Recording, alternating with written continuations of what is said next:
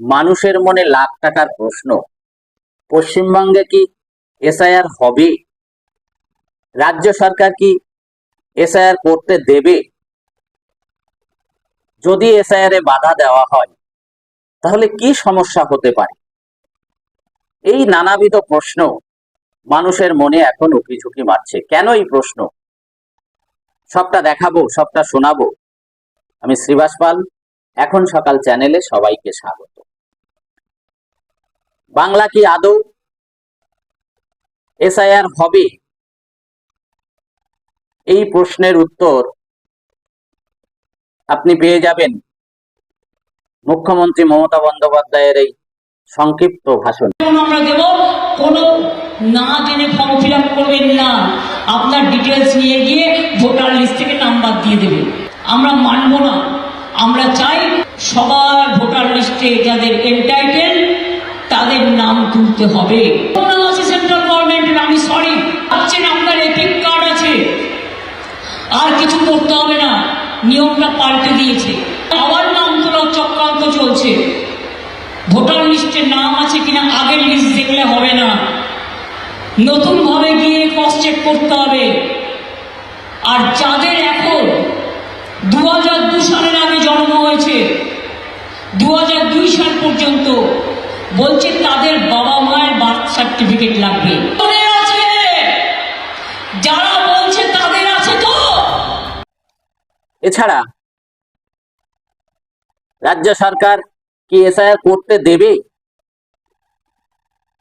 এ প্রশ্নেরও উত্তর খুঁজবেন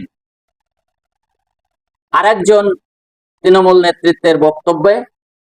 তিনি হলেন অভিষেক বন্দ্যোপাধ্যায়। শুনুন। এত শ্রম দিয়ে, এত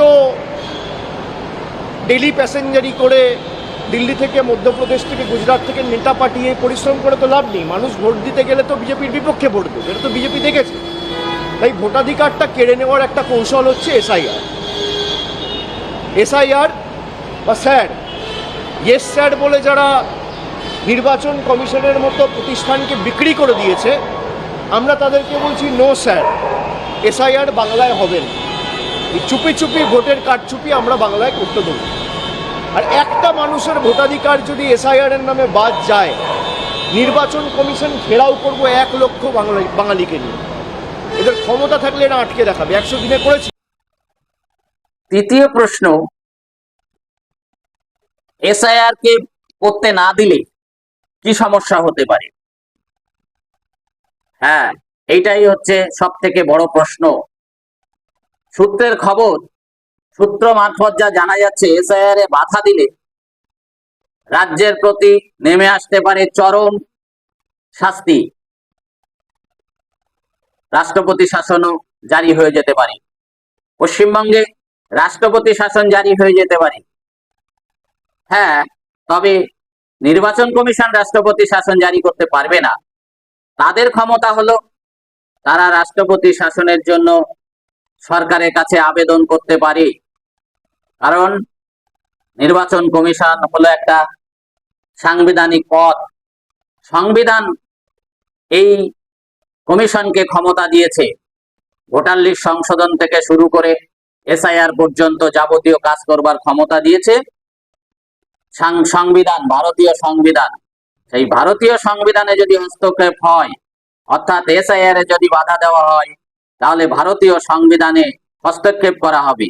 তার জন্য কমিশন দেশের কাছে, দেশের সরকারের কাছে রাষ্ট্রপতি শাসনের জারি করার জন্য আবেদন করতে পারেন এবং সেই নিরিখে রাষ্ট্রপতি শাসন জারি হয়ে যেতে পারে। তাহলে বুঝতে পারছেন এই প্রশ্নগুলোর কি উত্তর। এই প্রশ্নগুলোর সব উত্তর দেওয়ার চেষ্টা করলাম। ভালো থাকুন, সুস্থ থাকুন। ধন্যবাদ সবাইকে।